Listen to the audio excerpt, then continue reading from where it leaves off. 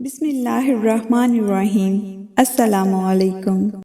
حضرت ابو بکر صدیق رضی اللہ تعالیٰ عنہ کے دور میں ایک شخص ملک شام سے سفر کرتا ہوا آیا اور آپ کی خدمت میں حاضر ہوا اور عرض کرنے لگا، آپ امیر بھی ہیں یعنی مالدار بھی ہیں اور امیر بھی یعنی مسلمانوں کے سربراہ بھی ہیں۔ عرض کرنے لگا، حضور میرے اوپر قرضہ چڑھ گیا ہے، میری مدد کریں۔ تو آپ اس کو اپنے گھر لے گئے۔ شخص کہتا ہے کہ باہر سے دروازہ بہت خوبصورت تھا، لیکن گھر پر ایک چارپائی بھی نہ تھی۔ کھجور کی چھال کی چٹائیاں بچھی ہوئی تھیں اور وہ بھی پھٹی ہوئی۔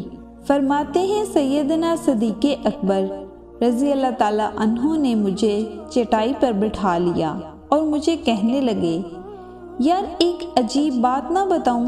میں نے کہا بتائیے۔ تو عرض کرنے لگے، 3 دن سے میں نے ایک اناج کا دانہ بھی نہیں کھایا، کھجور پر گزارا کر لیتا ہوں۔ آج کل میرے حالات کچھ ٹھیک نہیں ہیں۔ تو شخص کہنے لگا، حضور میں اب پھر کیا کروں؟ میں تو بہت دور سے امید لگا کر آیا تھا۔ تو فرمانے لگے، تو عثمان غنی کے پاس جا۔ شخص کہنے لگا، مجھے تو بہت سارے پیسے چاہیے ہیں۔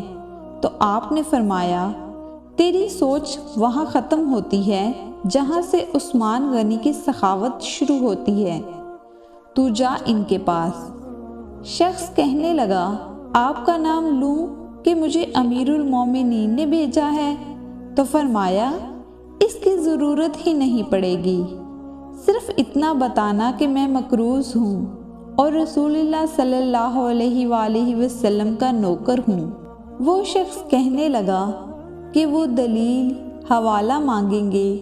فرمایا، عثمان سخاوت کرتے وقت دلیل یا حوالے نہیں مانگتے۔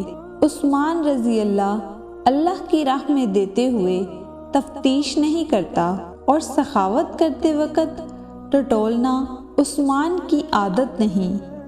وہ شخص کہتا ہے کہ میں چلا گیا، پوچھتا پوچھتا دروازے پر دستک دی۔ حضرت عثمان غنی رضی اللہ تعالیٰ عنہ کے اندر سے بولنے کی آواز آ رہی تھی۔ اپنے بچوں کو ڈانٹ رہے تھے کہ یار تم لوگ دودھ کے اندر شہد ملا کر پیتے ہو، خرچہ تھوڑا کم کرو، اتنا خرچہ بڑھا دیا ہے، دودھ میٹھا شہد بھی میٹھا، ایک چیز استعمال کر لو، تم کوئی بیمار تھوڑی ہو۔ شخص کہتا ہے، میں نے کہا ابو بکر تو بڑی باتیں بتا رہے تھے، یہاں تو دودھ اور شہد پر لڑائی ہو رہی ہے اور مجھے تو کئی ہزار دینار چاہیے، کیا یہ دے دے گا؟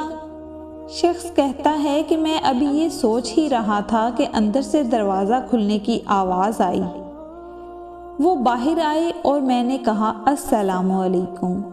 انہوں نے سلام کا جواب دیا اور وہ سمجھ گئے کہ میں مسلمان ہوں، اور مخاطب ہو کر کہنے لگے، معاف کرنا، بچوں کو ذرا ایک بات سمجھانی تھی، آنے میں ذرا دیر ہو گئی۔ ان کا پہلا جملہ ان کے بڑے پن کا مظاہرہ کر رہا تھا۔ پھر دروازہ کھولا اور مجھے انہوں نے گھر بٹھایا، اور میرے لیے جو پہلی چیز پیش کی وہ دودھ میں شہد ڈال کر دیا گیا، اور پھر کھجور کا حلوہ پیش کیا۔ شخص کہتا ہے کہ میرے دل میں خیال آیا کہ عجیب شخص ہے، گھر والوں کے ساتھ جھگڑا کر رہے تھے، ایک چیز استعمال کیا کرو، میرے لیے 3 چیزیں آ گئی ہیں، لیکن ابھی میرا تصور جمع نہیں تھا۔ میں نے دل میں خیال کیا، اتنا تگڑا نہیں جتنا ابو بکر صدیق رضی اللہ تعالیٰ عنہ نے بتایا ہے۔ وہ شخص کہتا ہے کہ کھلانے پلانے کے بعد پوچھنے لگے، کیسے آئے ہو؟ میں نے کہا کہ میں مسلمان ہوں اور ملک شام کے گاؤں کا رہنے والا ہوں، اور کچھ کاروباری مشکلات آئی تو مقروض ہو گیا ہوں، اور میرے اوپر قرضہ ہے اور مجھے کچھ پیسوں کی حاجت ہے۔ کہنے لگا، تو میں نے کچھ پیسے کہا، تو انہوں نے ایک آواز دی، تو ایک غلام اونٹ پر سامان لدا ہوا لے کر حاضر ہوا۔ شخص کہتا ہے کہ مجھے 3000 اشرفیاں چاہیے تھیں۔ ابھی میں نے بتایا بھی نہیں تھا کہ حضرت عثمان غنی رضی اللہ تعالیٰ عنہ کہنے لگے کہ اس اونٹ پر تیرے لیے، تیرے گھر والوں کے لیے میں نے کپڑے اور کھانے پینے کا سامان اور 6000 اشرفیاں رکھوا دی ہیں، اور تو پیدل آیا تھا، اب اونٹ لے کر جانا۔ شخص کہنے لگا، میں نے فوراً سے کہا، حضور یہ اونٹ انہیں واپس کرنے کون آئے گا؟ حضرت عثمان غنی رضی اللہ تعالیٰ عنہ فرمانے لگے، واپس کرنے کے لیے دیا ہی نہیں، یہ تحفہ ہے تمہارے لیے، تو لے جا۔ شخص کہتا ہے کہ میں کہاں سے چلا تھا ڈھونڈتا ہوا، اور پھر مدینے میں آیا، اور جب مدینے میں آیا تو اللہ نے مجھے جھولی بھر کے عطا فرمایا۔